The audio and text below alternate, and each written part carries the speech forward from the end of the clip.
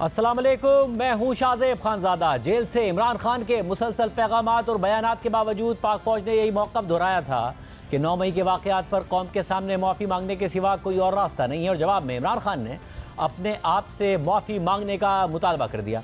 इस हवाले से आज इमरान खान का अहम बयान सामने आ गया है। इमरान खान ने 9 मई के वाक़यात पर मशरूत माफ़ी मांगने का ऐलान कर दिया है, लेकिन ये भी दोहरा दिया है कि माफ़ी मुझसे भी मांगी जाए। इसके अलावा आज पहली बार इमरान खान ने यह भी तस्लीम कर लिया है कि ज़मान पाक में उनके कारकुनों की जानिब से पेट्रोल बॉम्ब इस्तेमाल किए गए थे, जबकि इससे पहले वो हमेशा ये दावा करते रहे कि अपनी पूरी सियासी ज़िंदगी में उन्होंने कभी तशद्दुद और जलाओ घिराव की सियासत नहीं की है। आज अडयाला जेल में सहाफ़ियों से बात करते हुए इमरान खान ने कहा कि मैं तब माफ़ी मांगूंगा कि जब 9 मई के वाक़यात की CCTV फुटेजेस सामने लाई जाएंगी। अगर CCTV फुटेज में साबित हुआ कि मेरी पार्टी का एक बंदा भी जलाओ घेराव में मुलव्वस है तो उसे पार्टी से निकाल दूंगा और मुआफ़ी मांग लूंगा। सबूत आपके पास पड़े हैं, आप उन्हें क्यों छुपा रहे हैं? सबूत छुपाना जुर्म है, पुरअमन एहतजाज हमारा हक है। सहाफ़ी ने इमरान खान से सवाल किया कि 9 मई के वाक़यात में PTI के लोगों को देखा गया है, तो इस पर इमरान खान ने कहा कि मैं इसीलिए कह रहा हूँ कि CCTV फुटेजेस निकालें और देखें कि उसमें कौन लोग हैं। सहाफ़ी ने फिर सवाल किया कि 9 मई के दिन आपके लोगों के हाथों में पेट्रोल बॉम्ब देखे गए थे, तो इस पर इमरान खान ने जवाब दिया कि पेट्रोल बॉम्ब हमने ज़मान पार्क लाहौर में इस्तेमाल किए थे और कहीं इस्तेमाल नहीं किए थे। सहाफ़ी ने मज़ीद सवाल किया कि बहुत सारी फुटेजेस मौजूद हैं कि PTI रावलपिंडी के कुछ मकामी तंजीमी ओहदेदारान पेट्रोल बॉम्ब हसास इमारतों पर फेंक रहे थे, तो इस पर इमरान खान ने कहा कि अगर कोई तंजीमी ओहदेदार हसास इमारतों पर पेट्रोल बॉम्ब फेंकने में मुलव्वस है तो उसे कड़ी से कड़ी सज़ा दी जाए। इमरान खान ने यह भी कहा कि मुझे रेंजर्स ने घसीटा, पाकिस्तान और आलमी सतह पर मकबूल तरीन शख्स की कोई इज्जत नहीं है। क्या आपका फ़र्ज़ नहीं है कि आप मुझसे माफ़ी मांगें? इमरान खान ने मज़ीद कहा कि DG ISPR ने कहा है कि वो 9 मई से मुताल्लिक माफ़ी के हवाले से अपने मौक़िफ़ पर कायम हैं, तो हम भी 9 मई को मुआफ़ नहीं करेंगे। 9 मई के मुतासरीन हम हैं, हमें इंसाफ चाहिए। 9 मई से डरता तो जुडिशल कमीशन का मुतालबा न करता। इमरान खान ने सवाल उठाया कि क्या सिर्फ ISPR की इज्जत है और एक पार्टी हेड की कोई इज्जत नहीं है? हमारे लोगों पर तशद्दुद किया गया, पार्टी को इलेक्शन नहीं लड़ने दिया गया। सुप्रीम कोर्ट ने इस्लामाबाद हाई कोर्ट से मेरे अगवा को गैर कानूनी कहा, मेरे अगवा पर मुझसे माफ़ी मांगी जाए। ISPR ने कहा कि माफिया पैसे खर्च करके पाकिस्तान मुखालिफ मुहिम चला रहे हैं। आपने हमें नवाज शरीफ और जरदारी की करप्शन की कहानियाँ सुनाई थी, अब इलेक्शन में धांधली करके उन्हीं लोगों को मुसल्लत कर दिया। इमरान खान ने कहा कि फ़ौज कौमी इदारा है, इसका तहफ़्फ़ुज़ हम सबकी जिम्मेदारी है। हसीना वाजिद ने अपनी मर्ज़ी से पसंद का आर्मी चीफ लगाया था, उसी आर्मी चीफ ने अपने लोगों पर गोली चलाने से इनकार कर दिया। बांग्लादेश से बुरे हालात पाकिस्तान में हैं। हमारे मुल्क में महंगाई और बेरोज़गारी बांग्लादेश की निस्बत बहुत ज़्यादा है। हसीना वाजिद जिस तरह मुल्क से फ़रार हुई है, मुझे खदशा है कि नवाज शरीफ, आसिफ जरदारी और शहबाज शरीफ भी मुल्क से फ़रार हो जाएंगे। मेरा मुतालबा है कि सारे हेलीकॉप्टर्स ग्राउंड कर दें और इन लोगों के मुल्क से फ़रार होने से पहले मुझ समेत नवाज शरीफ, शहबाज शरीफ, आसिफ जरदारी और मोहसिन नकवी का नाम ECL पर डाला जाए। हसीना वाजिद के वाक़े के बाद मुझे लग रहा है कि मुल्क में कुछ बड़ा होने वाला है। इस सारी गुफ्तगू के बावजूद इमरान खान ने बातचीत की पेशकश भी दोहराते हुए कहा कि हम मुल्क में इंतशार नहीं चाहते, मैं मुल्क की खातिर बात करने को तैयार हूँ, लेकिन अगर कोई बात नहीं करना चाहता तो ना करे, मैं भी नहीं करूँगा। 8 फरवरी को मैंने कॉल इसलिए नहीं दी क्योंकि अवाम को कंट्रोल करना बहुत मुश्किल हो जाता है, फिर सारी जिम्मेदारी हम पर आ जाती। मुल्क की मईशत पहले ही तबाह हाल है। इमरान खान ने आज मजीद कहा कि 9 मई को हमारे 16 लोग शहीद हुए, 3 लोगों की टांगें कटी, एक बंदा मफलूज हुआ। सहाफ़ी ने सवाल किया कि आप कह रहे हैं कि 9 मई को आपके 16 लोग शहीद हुए और कई कारकुन मफलूज हो गए, लेकिन इसकी तफसीलात अभी तक PTI ने जारी नहीं की। इस पर इमरान खान ने कहा कि हमने उन कारकुनों की माली इमदाद की, पुलिस ने उन पर दबाव डाला कि वो इस हवाले से कोई बात ना करें। सहाफ़ी ने सवाल किया कि DG ISPR प्रेस कॉन्फ्रेंस करते हैं, उसके रद्द अमल में आप इंतहा पर चले जाते हैं, आप सीधे माफ़ी क्यों नहीं मांगते, मामला ख़त्म हो जाएगा। जवाब में इमरान खान ने कहा कि माफ़ी वो मांगता है जिसने कोई गलती की हो। उन्होंने पुरअमन एहतजाज को दहशतगर्दी बना दिया, मैंने कोई गलती नहीं की है। मैं मुजफ्फरगढ़ का पुलिस वाला नहीं हूँ कि पहले मुझे फेंटी लगाई जाए और बाद में मेरा IG ही जाकर माफ़ी मांग ले। आखिर में इमरान खान से सवाल हुआ कि शेर अफजल मरवत का PTI में इस वक्त क्या स्टेटस है, लेकिन इमरान खान जवाब दिए बगैर रवाना हो गए। इमरान खान के इस मौक़िफ़ को उनकी बहन अलीमा खान ने भी आज मीडिया के सामने बयान किया और अडयाला जेल के बाहर गुफ्तगू में कहा कि इमरान खान ने माफ़ी का फ़ैसला कर लिया और पैगाम दिया है कि माफ़ी आप मांगेंगे क्योंकि आपने हमारे लोगों पर जुल्म किया है, लेकिन हमारा कोई भी बंदा तनसीबात जलाता हुआ नज़र आ गया तो मैं माफ़ी मांगूंगा। इमरान खान ने यही कहा है कि सीसीटीवी फुटेज है इन्हीं के पास है, ये ले आए। उन्होंने बड़ा क्लियरली कहा है कि अगर आप हमें सीसी फुटेज दिखा दें और अगर कोई भी हमारा पीटीआई का बंदा या कोई मेंबर अटैक कर रहा है किसी भी तंसीबात पे, हम उसको पार्टी से बाहर करेंगे और आप लोग उसको सख्त से सख्त सजा दे दें। और अगर हमारा कोई बंदा हुआ जिसने ये जलाया है तो मैं आपसे माफी मांगूंगा, लेकिन बेहतर ये होगा कि आप माफी मांगे, क्योंकि आपको पता है कि ये पीटीआई के लोगों ने नहीं किया, ये तंसीबात को उन्होंने आग नहीं लगाई। तो ये उन्होंने माफी का फैसला कर लिया है कि माफी आप मांगेंगे क्योंकि आपने हमारे लोगों पे जुल्म किया। लेकिन अगर हमारा कोई भी बंदा ये तंसीबात जलाता हुआ नजर आ गया तो इमरान खान ने कहा मैं माफी मांगूंगा। आज अडियाला जेल में इमरान खान से जिन सहाफ़ियों ने गुफ्तगू की उनमें जियो न्यूज़ के नुमाइंदे शब्बीर डार भी शामिल थे, जिस वक्त हमारे साथ। शब्बीर डार, बहुत शुक्रिया मुझे ज्वाइन करने के लिए। शब्बीर डार, ज़ाहिर इनिशियली ये रिपोर्ट हुआ कि इमरान खान साहब ने मशरूत माफ़ी की बात कर दी है, वो ज़रूर कर रहे हैं मशरूत माफ़ी की बात, मगर फिर ये भी कह रहे हैं कि मेरे कारकुनों ने तो ऐसा कुछ किया ही नहीं है, साबित करना होता तो सीसीटीवी फुटेज ले आते, माफ़ी इसलिए मांगनी है तो मुझसे ही मांगे। वो मज़ीद सख्त मौक़िफ़ दे रहे हैं या नर्म पड़ रहे हैं? शाहजेब, इसमें कोई शक नहीं है कि इमरान खान की जो अगर आप 2-3 समातों से गुफ्तगू देखें तो उसमें उनके रवैये में काफ़ी नरमी आई है। एक तो उन्होंने GHQ के सामने जो एहतजाजी कॉल का एतराफ़ किया, उसके बाद उन्होंने मौजूदा आर्मी चीफ को न्यूट्रल होने के पैगामात भिजवाए, उसके बाद उन्होंने फ़ौज को कहा कि आप नुमाइंदा मुकर्रर करें, मैं मुज़ाकरात के लिए तैयार हूँ। आज की समात में उन्होंने वो जब गुफ्तगू के लिए आए उन्होंने कहा कि मैं 2-3 बातें करना चाहता हूँ। एक तो 9 मई पे जो DG-ISP-R ने प्रेस कॉन्फ्रेंस की है और उन्होंने कहा कि हम अपने मौक़िफ़ पे कायम है 9 मई के हवाले से, तो 9 मई पे हम भी अपने मौक़िफ़ पे कायम है, लेकिन मैं 9 मई पे मशरूत माफ़ी मांगने के लिए तैयार हूँ। एक तो उन्होंने कहा कि जो CCTV फुटेजेस हैं 9 मई की वो निकाली जाएं, उनको सामने लाया जाए, और अगर उन CCTV फुटेजेस में हमारे लोग मुलव्वस पाए गए या हमारा कोई कारकुन, हमारा कोई लीडर उसमें मुलव्वस पाया गया तो मैं माफ़ी मांगने के लिए तैयार हूं, और जो भी हमारे कारकुन या लीडर उसमें नज़र आएंगे तो मैं उनको पार्टी से भी बाहर निकालूंगा, उनको सजाएँ भी दिलवाऊँगा। साथ उन्होंने ये भी कहा कि मुझे भी रेंजर्स ने जो इस्लामाबाद हाई कोर्ट से घसीट कर गिरफ्तार किया, अगवा किया, उस पर भी मुझसे माफ़ी मांगी जाए। अच्छा, उनसे सवाल हुआ कि जो 9 मई की आप बात करें CCTV फुटेजेस की, आपके लोगों को देखा गया है 9 मई के वाक़यात में आपकी ही पार्टी के लोग सड़कों पर थे, वो चाहे GHQ हो, वो चाहे दीगर तनसीबात हों। उस पर उन्होंने कहा कि मैं इसीलिए कह रहा हूँ अगर CCTV फुटेजेस आती हैं, निकाली जाती हैं, उसमें अगर हमारा कोई बंदा मुलव्वस पाया गया, हमारा कोई बंदा नज़र आया तो मैं माफ़ी भी मांगूंगा और उन कारकुनों को और लीडरों को पार्टी से बाहर निकालूंगा। मैंने उनसे पूछा कि हम चूँकि रावलपिंडी कवर करते हैं तो हमने खुद देखा है कि आपकी जो मकामी क़यादत है रावलपिंडी की या जो लीडर्स हैं वो GHQ के बाहर मौजूद थे और वो प्रोटेस्ट लीड कर रहे थे, उनके हाथों में पेट्रोल बम भी थे। तो उस पर उन्होंने कहा कि नहीं, हमने 9 मई में पेट्रोल बम इस्तेमाल नहीं किए, पेट्रोल बम हमने सिर्फ ज़मान पार्क लाहौर में इस्तेमाल किए, हमारे लोगों ने इस्तेमाल किए। जब पुलिस ने हमारे घर का क्रैकडाउन किया था उस वक्त पेट्रोल बम इस्तेमाल, उन्होंने बाकायदा पेट्रोल बम की इस्तेमाल करने की तरगीब भी बताई कि ये किस तरह बनता है और किस तरह इस्तेमाल होता है। उसके बाद उनसे कहा गया कि आप फुटेजेस की बात करें तो फुटेजेस तो ऑलरेडी जो है मौजूद हैं, उसमें आपके लोग नज़र आ रहे हैं और काफ़ी सारी फुटेज रिलीज़ भी हो गई हैं।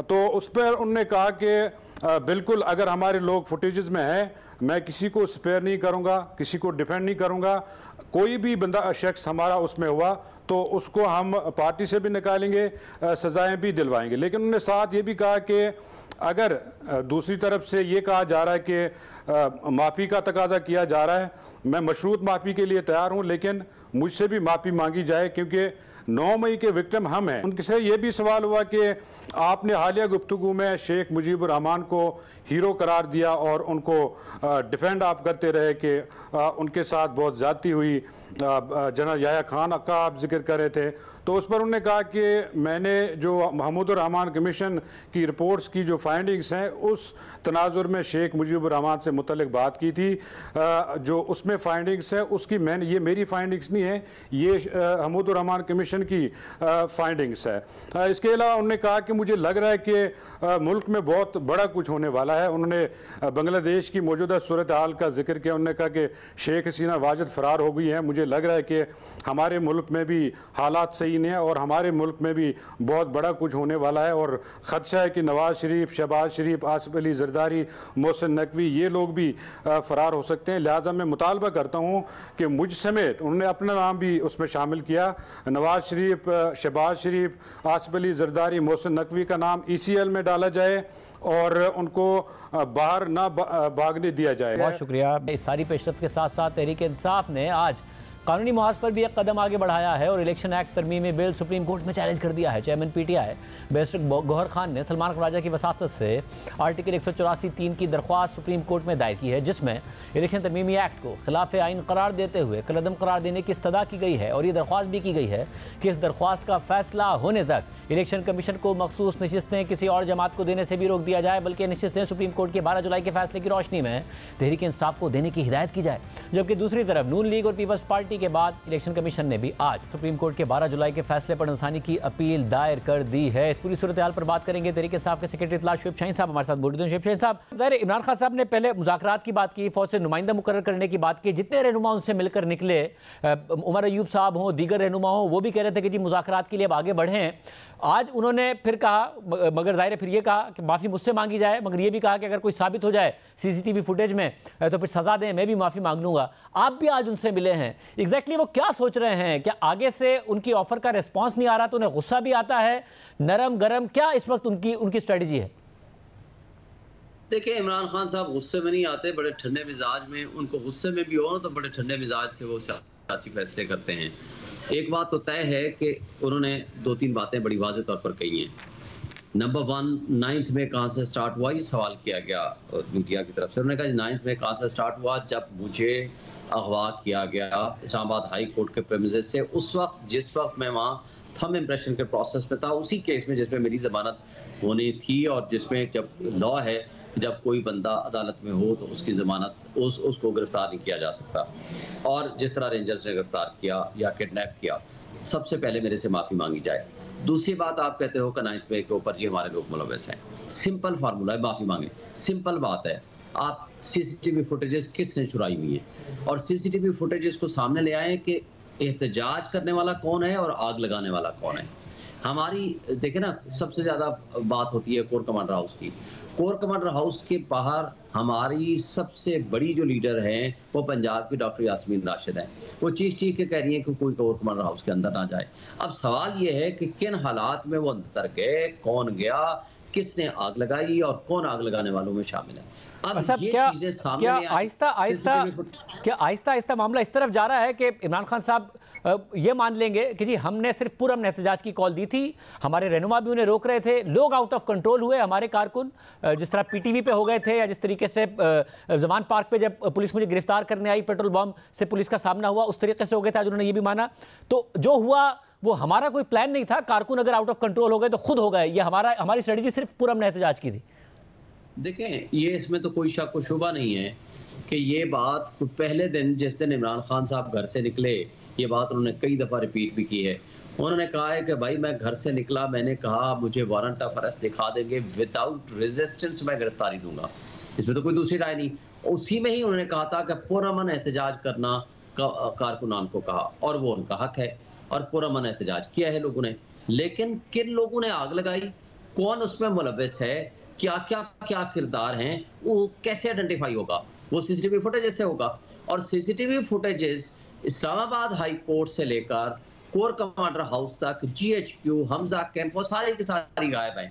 तो ये कौन करने वाला है? वेरी सिंपल, कि जो with holding of best evidence करेगा, ये जो एक एविडेंस मौजूद है जो कि बेस्ट एविडेंस हो सकती है, उसको विद होल्ड करेगा, तो इसका मतलब है उसमें दाल में काला है, या वो जानबूझ के उनको हकायक छुपाना चाह रहा है, या उनके अपने बंदे मुलव्विस हैं जिनको वो सामने लाना नहीं चाहता है। और शिवसेना साहब जिनके चेहरे नजर आ रहे हैं और जिनके चेहरे नजर आ रहे हैं कोर कमांडर हाउस के अंदर, आप ये कह रहे हैं वो आपके कारकुन या सपोर्टर्स नहीं हैं, जो लोग भी जिनके बाकायदा चेहरे मीडिया पर चलते हैं, नजर आते हैं, इस वक्त भी चल रहे हैं, वो आप कह रहे हैं वो आपके कारकुन या सपोर्टर्स नहीं है कतई तौर पर?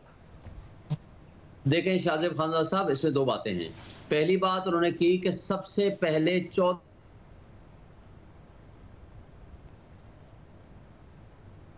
नहीं बना और 1 तारीख नहीं लगी।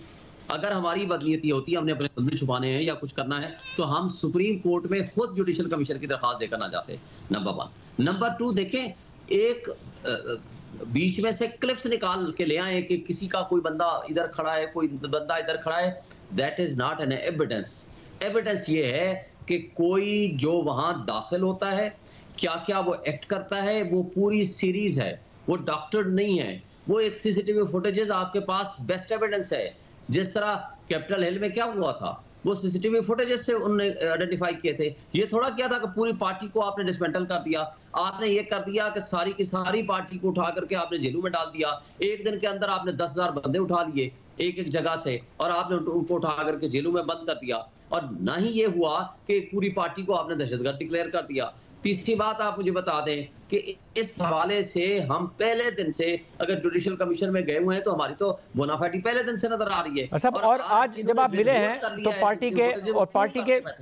पार्टी के मुख्तलिफ रहनुमा ज़ाहिर अलग अलग दावे कर रहे हैं। अली अमीन गंडापुर साहब कह रहे हैं कि चाहे कुछ भी हो जाए अब वो इस्लामाबाद में जलसा करेंगे। हमाद साहब ने कहा कि सितंबर में तक अगर इमरान खान साहब को रिहा नहीं किया तो लॉन्ग मार्च होगा डियाला जेल तक। आज जब आप इमरान खान साहब से मिले, उनकी क्या स्ट्रेटजी है, वो क्या कह रहे हैं कि क्या करना है पार्टी ने आगे? नंबर 1, 22 तारीख को हमें उन्होंने एनओसी जारी किया हुआ है। जगह का हमारा अभी तक इख्तलाफ जा रहा है डीसी के साथ कि वो तरनोल में करना चाह रहे हैं, हम कह रहे हैं इस्लामाबाद खरतूत में दें, क्योंकि वो बहुत छोटी सी जगह है, वहाँ हमारे लोग नहीं आ सकते। इतना ही बड़ा हमारा हाल था सवाबी में, वहाँ पूरे जो है ट्रैफिक ब्लॉक हो गई, बाहर तक 10-15 किलोमीटर दूर से लेकर लोगों ने बहुत ज़्यादा तादाद में आना है, हमें जगह दुरुस्त चाहिए।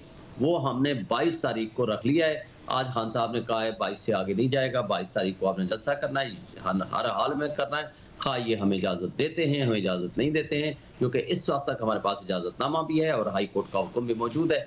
हम जगह की हद तक उनसे डीसी से बात कर रहे हैं, जो 9 तारीख को कंटेम्प्ट भी हमारी लगी हुई है, तो इंशाअल्लाह ताला ये 22 को हमारा जलसा होगा और इसमें कोई दूसरी राय नहीं है। जहाँ तक इस बात का ताल्लुक है, आगे हमने धरना देना है या लॉन्ग मार्च की तरफ जाना है, वो फैसला 22 के बाद होगा।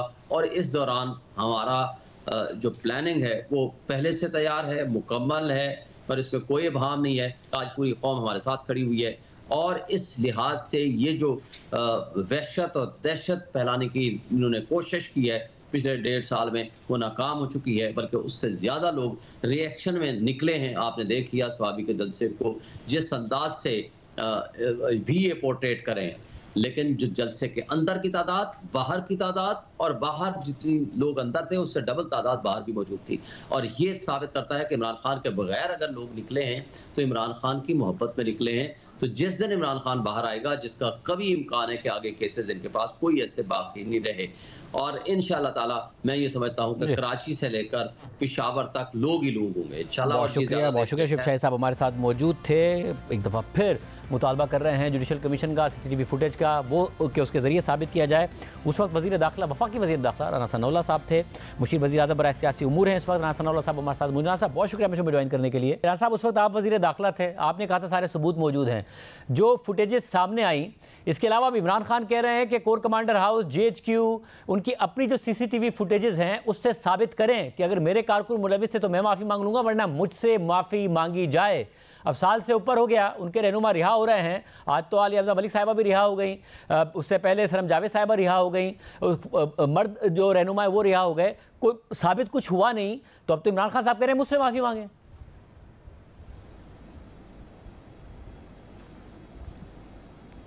नहीं देखिए, इस पे रिहा होने से ये हरगिज़ ये साबित नहीं होता कि कुछ साबित नहीं हुआ। मामला ये है कि जब 1 साल तक कोई मुकदमा जो है वो उसका ट्रायल कंप्लीट ना हो तो अमूमन जो है वो उसमें ज़मानत जो है वो मुल्ज़िम की हो जाती है। लेकिन ये तो जब ट्रायल होगा तो फिर पता चलेगा ना कि सबूत जो है वो किस कदर अहम है, या उनसे कौन सी चीज़ साबित होती है या नहीं साबित होती। तो इमरान खान साहब जो है ये मखा मामले को उलझा रहे हैं। उन्हें खुद मालूम है कि न सिर्फ सबूत मौजूद हैं, बल्कि जो फुटेजेस जो है वो मीडिया पे चलती रही हैं उस वक्त भी और उसके बाद भी, तो उनमें सारे लोग इनके अपने लोग हैं। आप वहाँ पे खुद ये मौजूद हैं, खुद ये लोगों को एक दूसरे को मैसेज करते रहे हैं। तो इसमें तो कोई यानी ऐसी बात ही नहीं है कि मगर साबित करने वाली बात हो। इन्हें खुद मालूम है कि इमरान खान खुद जानते हैं जो जिन इमारतों पर सारा कुछ इन्होंने खुद करवाया है। ज़ाहिर बहुत सारी फुटेज है, मगर जिन इमारतों पर हमला हुआ वो कह रहे उनकी फुटेज छुपाई गई है, वो लाएं, जुडिशल कमीशन बनाएं और दूध का दूध पानी का पानी हो जाएगा। हम तो पहले दिन से कह रहे हैं। अब हुकूमत ने जुडिशल कमीशन तो नहीं बनाया, मगर अदालतों में भी कुछ साबित नहीं हुआ। अब तो ये हो रहा है कि आज इस्लामाबाद हाई कोर्ट के चीफ जस्टिस ने भी कहा कि साल सवा साल हो गया, अब कहानी खत्म ना। ये तो नहीं हो सकता कि एक केस में निकले और दूसरे में गिरफ्तार हो, फिर रिमांड लेने पहुंच गए थे लाहौर हाई कोर्ट में और 14 केसेस में उन्हें रिमांड का कहा कि अब जाके आपको रिमांड का ख्याल आ रहा है। तो ये साल बाद क्या साबित हो जाएगा?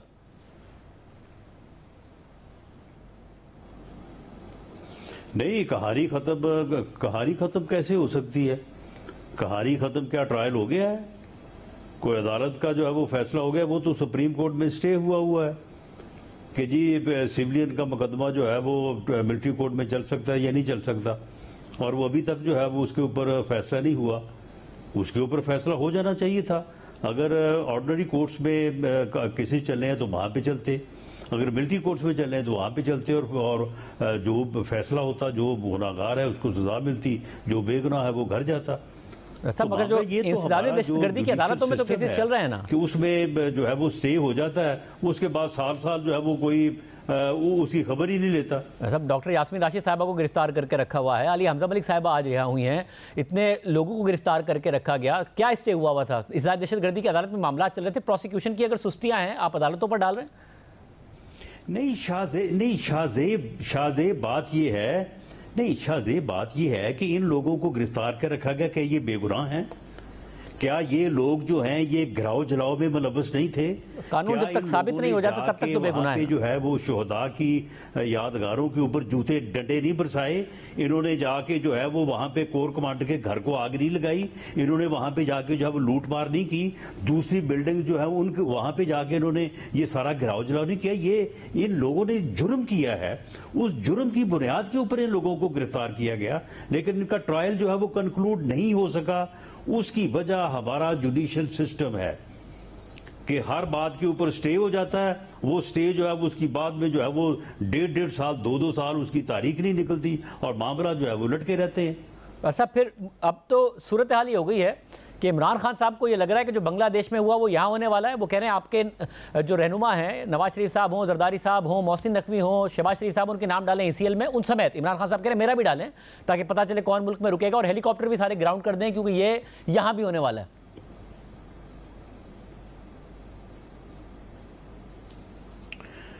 कोई बात नहीं, वो अपनी खातिर जमा रखें, इंशाअल्लाह ताला वो भी यही है और हम भी यही हैं। जो भी हालात होंगे तो वो ये मत समझे कि जो है वो जिस तरह से वो बात कर रहे हैं, इंशाअल्लाह ताला अगर कोई ऐसा वक्त आया भी तो कोई ऐसी बात नहीं है। ये मुकाबला करेंगे इस फितने का, इस फसाद का जो है वो पूरी जुर्रत के साथ और पूरी ताकत के साथ मुकाबला करेंगे। बाकी जो है वो ठीक है, वो एक दिन वो मुजीबुर रहमान को हीरो कह रहा था, आज जो है वो मेरा ख्याल है उसकी नज़र में वो ज़ीरो हो गया और कोई और जो है वो हीरो बन गया है। तो ये इस किस्म के ख्वाब देखने के ऊपर पाबंदी तो नहीं है, वो इस किस्म के ख्वाब देख सकता है। मगर जाहिर है वो जब बांग्लादेश की बात कर रहे हैं तो पैगाम वो फौज को दे रहे हैं, वहाँ के फौज के किरदार की बात कर रहे हैं, और जाहिर है इस तरफ इशारा कर रहे हैं कि आप न्यूट्रल हो जाएं, और बार बार मुतालबा कर रहे हैं।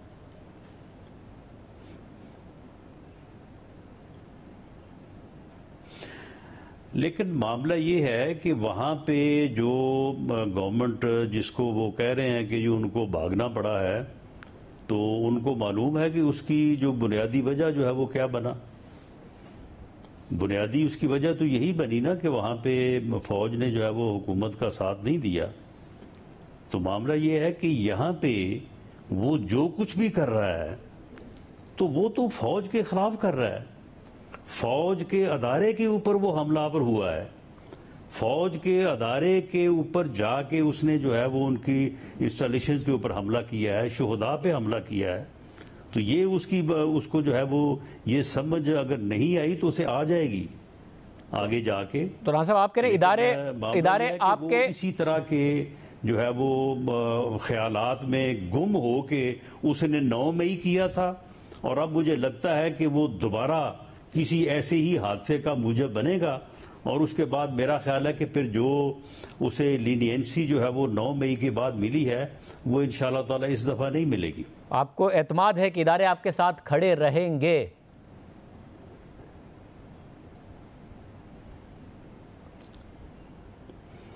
देखें, हम अदारों के साथ खड़े हैं, अदारे जो हैं वो रियासत के साथ खड़े हैं। ये आदमी जो है ये रियासत के खिलाफ खड़ा है, ये इस मुल्क को किसी हादसे से दो चार करना चाहता है, ये इस मुल्क में फितना और फसाद फैलाना चाहता है, ये मुल्क इस मुल्क की असास के खिलाफ है। आप इसे देखें कि ये 2011 से लेके 2024 तक इसकी सियासत क्या रही है। इसकी सियासत एंटी स्टेट रही है। इसने हमेशा वो कदम उठाया है कि जिससे इस मुल्क को जो है वो नुकसान पहुंचे, इस मुल्क के अदारों को नुकसान पहुंचे। बहुत शुक्रिया। रहसानुल्लाह साहब हमारे साथ मौजूद थे। प्रोग्राम में ब्रेक, उसके बाद जिक्र होगा आसिफ मर्चेंट का। 40 साल पाकिस्तानी शहरी अमेरिका में गिरफ्तार हुए हैं। इल्ज़ाम लगा है कि साजिश कत्ल की तैयार कर रहे थे। तफसीलात आपके सामने रखेंगे ब्रेक के बाद। अमरीकी महकमा इंसाफ ने गुज़िश्ता रोज़ 46 साल पाकिस्तानी शहरी की अमरीका में किसी सियासतदान या हुकूमती अहलकार पर मुबैना हमले की साजिश की रिपोर्ट अमरीकी अदालत में जमा कराई है। अमरीकी तफ्तीशी हुक्काम यानी FBI ने दावा किया है कि आसिफ रजा मर्चेंट नामी पाकिस्तानी शहरी ईरान के ईमा पर अमरीका में जनरल कासिम सुलेमानी की हलाकत का बदला लेना चाहता था और इसके लिए आसिफ मर्चेंट ने अमरीका में किराए के कातिल भी भर्ती किए। अमरीकी प्रोसिक्यूटर्स की जानिब से यह मामला इस वक्त अमेरिका की अदालत में ज़ेर समात है, जहां कल प्रोसिक्यूटर्स की जानिब से FBI एहलकार की तफ्तीश का कुछ हिस्सा मंजर-ए-आम पर लाया गया।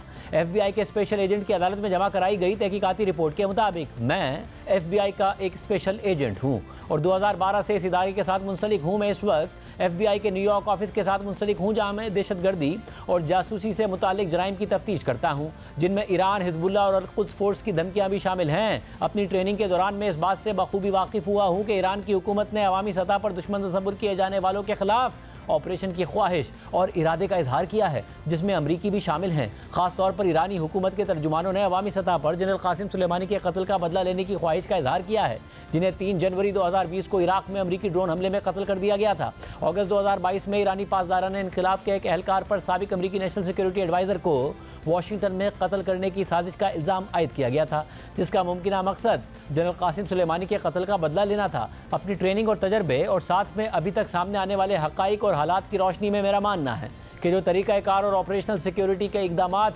आसिफ मर्चेंट की जानिब से लिए गए हैं वो एक ऐसे शख्स से मुताबिकत रखते हैं जो किसी दुश्मन मुल्क के ईमा पर साजिश कर रहा हो। सरकारी दस्तावेज़ात के मुताबिक आसिफ मर्चेंट, जो कि आसिफ रजा मर्चेंट के नाम से भी जाना जाता है, वो पाकिस्तान का शहरी है। आसिफ मर्चेंट कराची में 1978 में पैदा हुआ। आसिफ मर्चेंट का कहना है कि वो पाकिस्तान में रहता है। उसकी एक बीवी और बच्चे पाकिस्तान में, जबकि एक बीवी और बच्चे ईरान में हैं। आसिफ मर्चेंट की सफरी दस्तावेज़ात के मुताबिक वो ईरान, शाम और इराक का कई बार सफ़र कर चुका है। अप्रैल 2024 से आसिफ मर्चेंट अमरीकी सरजमीन पर अमरीकी एहलकार को कत्ल करने की साजिश तैयार कर रहा था। ईरान में कुछ वक्त गुजारने के बाद आसिफ मर्चेंट पाकिस्तान से अमरीका आया ताकि वो अपने मंसूबे पर अमल करने के लिए अमरीका में लोगों को भर्ती कर सके। अमरीका में रहते हुए आसिफ मर्चेंट ने एक शख्स से रब्ता किया जिसके बारे में उसका मानना था कि वो उसे मुजरिमाना मंसूबे में मदद फराहम करेगा। उस शख्स ने आसिफ मर्चेंट के मंसूबे से अमरीकी कानून नाफिज करने वाले इदारों को आगाह कर दिया और फिर वो शख्स आसिफ मर्चेंट के खिलाफ अमरीकी कानून नाफिज करने वाले इदारों का खुफिया सोर्स बन गया।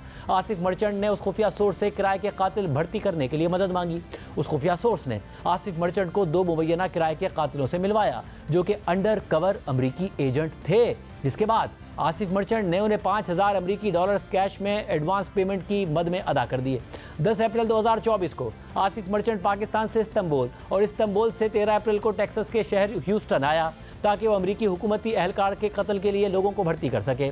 अमरीका पहुंचने के बाद आसिफ मर्चेंट ने उसी खुफिया सोर्स से रब्ता किया और बहाना बनाया कि वो उनसे अमेरिका में मुमकिन कारोबारी मौक़े के बारे में बात करना चाहता है। 22 अप्रैल को आसिफ मर्चेंट खुफिया सोर्स से मिलने के लिए ह्यूस्टन से न्यूयॉर्क आया। आसिफ मर्चेंट ने खुफिया सोर्स को बताया कि उसके अंकल पाकिस्तान में सूती कपड़ों का कारोबार करते हैं और सोर्स से कहा कि वो इन कपड़ों को अमेरिका में बेचने में उसकी मदद करे। आसिफ मर्चेंट ने खुफिया सोर्स को अमेरिका में कॉरपोरेशन बनाने का कहा जिसके जरिए वो मिलकर बिजनेस कर सके। अपने बिजनेस प्लान्स के बारे में डिस्कस करते हुए आसिफ मर्चेंट ने खुफिया सोर्स को बताया कि अप्रैल में अमेरिका आने से पहले वो 2 हफ्तों के लिए ईरान गया था, जबकि आसिफ मर्चेंट ने कई बार खुफिया सोर्स को ईरान जाने के लिए पैसे देने की भी ऑफर की। फिर मई 2024 में टेक्सास वापस आने के बाद आसिफ मर्चेंट ने खुफिया सोर्स से फ़ोन पर रब्ता किया और कहा कि उसके पास एक ऐसा मौका है जिससे वो यानी खुफिया सोर्स सूती कपड़ों के बिजनेस से $1 लाख तक कमा सकता है। आसिफ मर्चेंट ने खुफिया सोर्स से कहा कि वो इस अपॉर्चुनिटी को डिस्कस करने के लिए उससे ज़ाती तौर पर मिलना चाहता है। 3 जून 2024 को खुफिया सोर्स ने आसिफ मर्चेंट को न्यूयॉर्क एयरपोर्ट से पिक किया।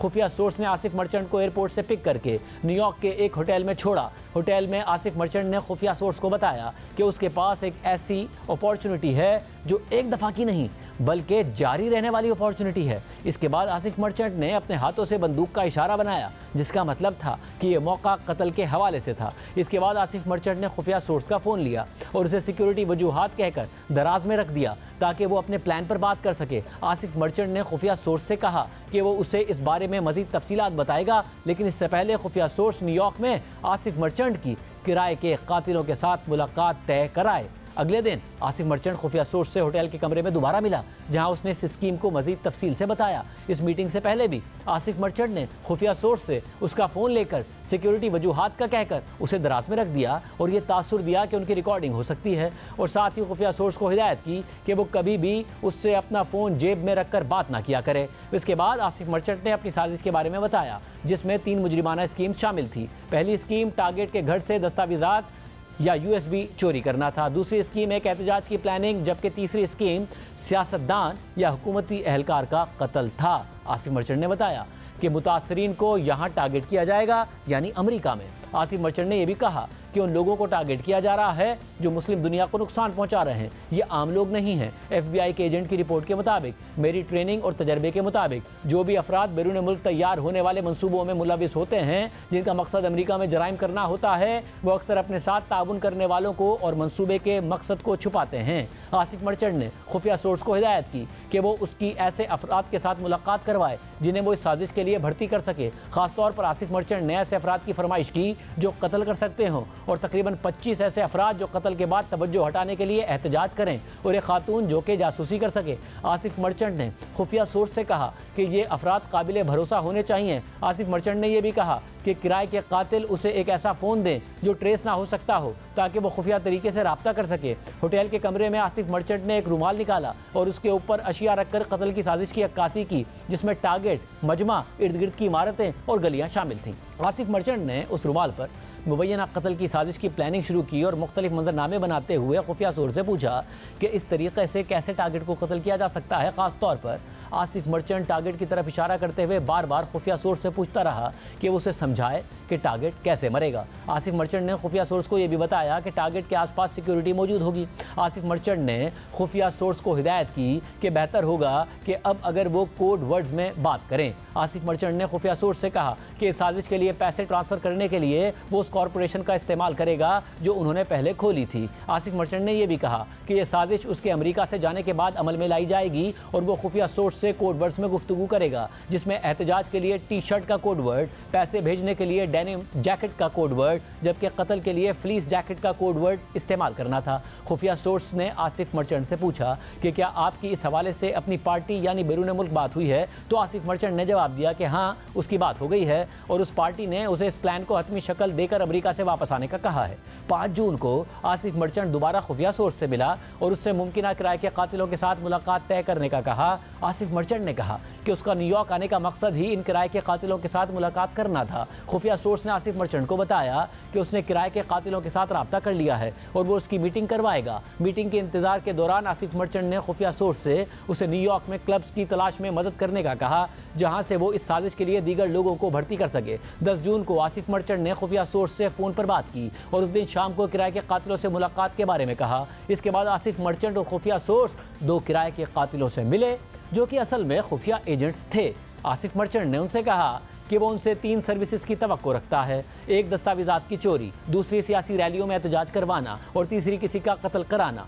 आसिफ मर्चेंट ने उन एजेंट से कहा कि जिसको वो कत्ल करवाना चाहता है वो एक सियासी शख्सियत है। आसिफ मर्चेंट ने यह भी कहा कि वो इन सर्विसेज के लिए उन्हें अदायगी भी करेगा और उनके साथ तवील मुद्दती ताल्लुक रखना चाहता है। मीटिंग के दौरान आसिफ मर्चेंट ने अपने आप को अमेरिका में एक नुमाइंदे के तौर पर पेश किया और ये जाहिर किया कि वो अमेरिका के बाहर मौजूद लोगों के लिए काम कर रहा है। आसिफ मर्चेंट ने उन एजेंट्स को बताया कि वो उनको दुबई और इस्तांबुल में हवाले के जरिए नकद में अदायगी करेगा। आसिफ मर्चेंट ने उन एजेंट्स को यह भी बताया कि वो उन्हें मजीद हिदायत देने से पहले पाकिस्तान जाएगा। आसिफ मर्चेंट ने बताया कि वो इस बारे में मजीद हिदायत और जिसको कत्ल करना है उसका नाम या तो अगस्त के आखिरी हफ्ते में या फिर सितंबर 2024 के पहले हफ्ते में बताएगा जब वो अमेरिका से बाहर होगा।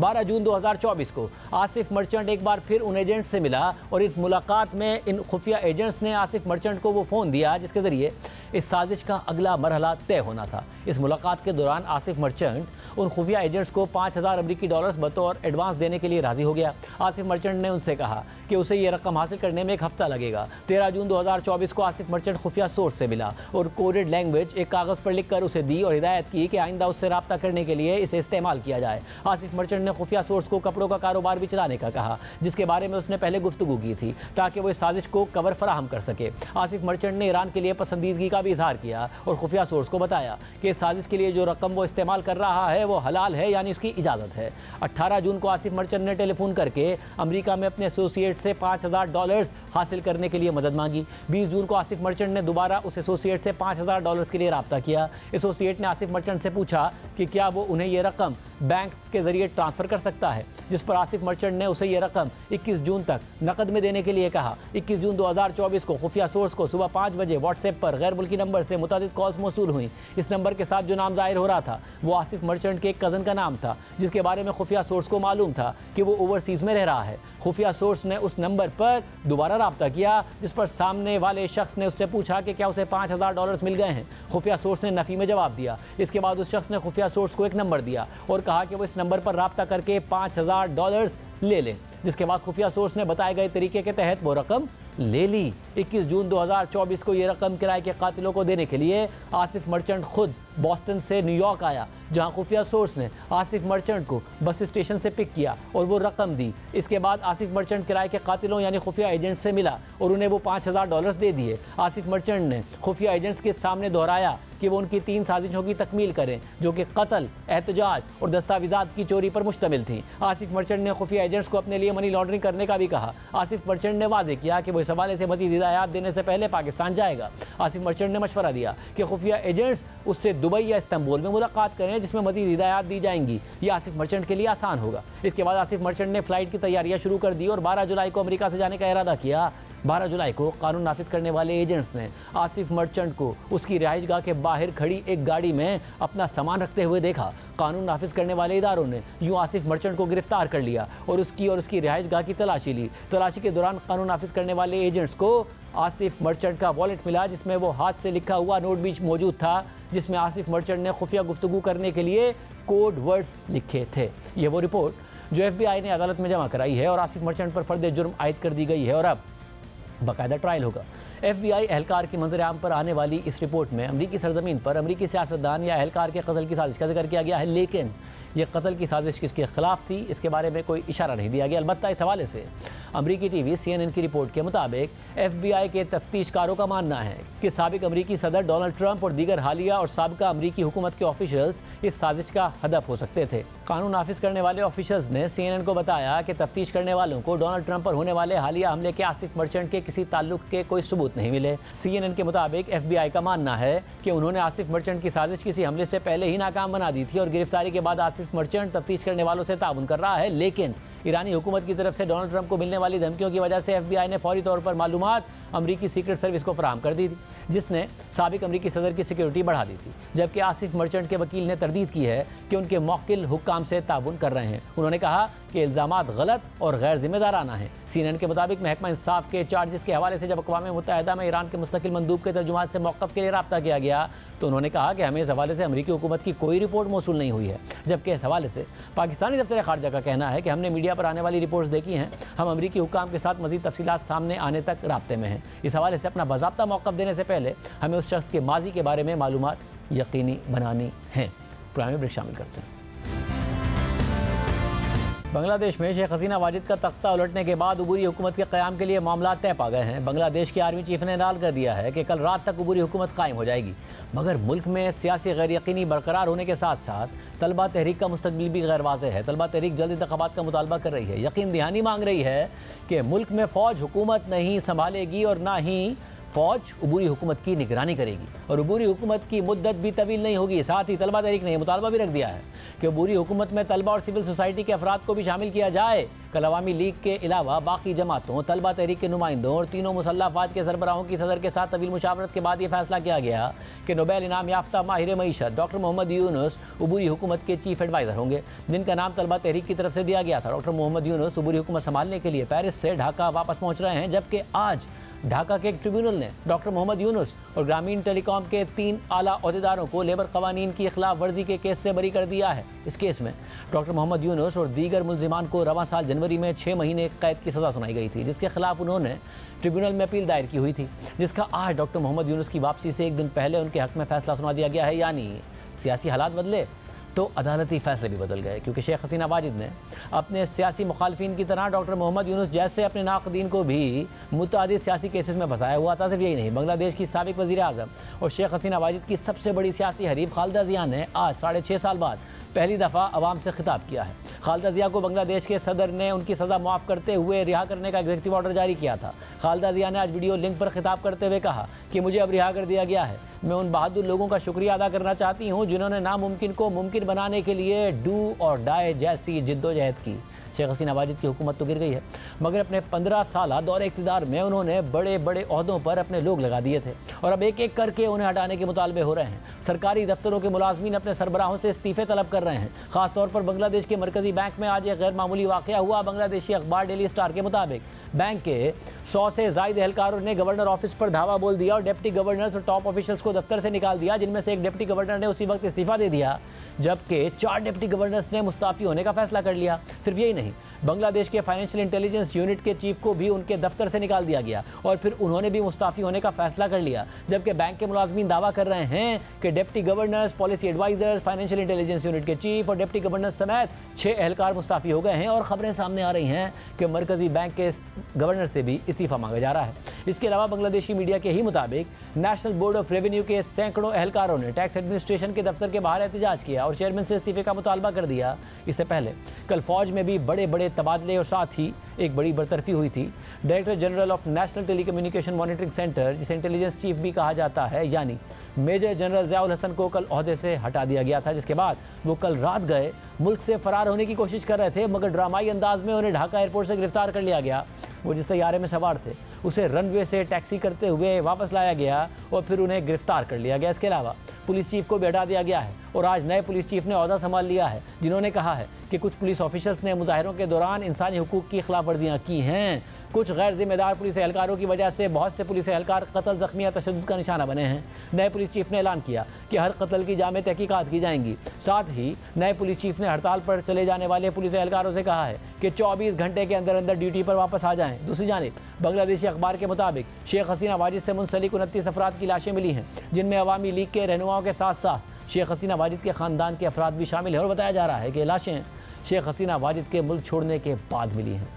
आज के प्रोग्राम में इतना ही, इजाज़त दीजिए। अल्लाह हाफ़िज़।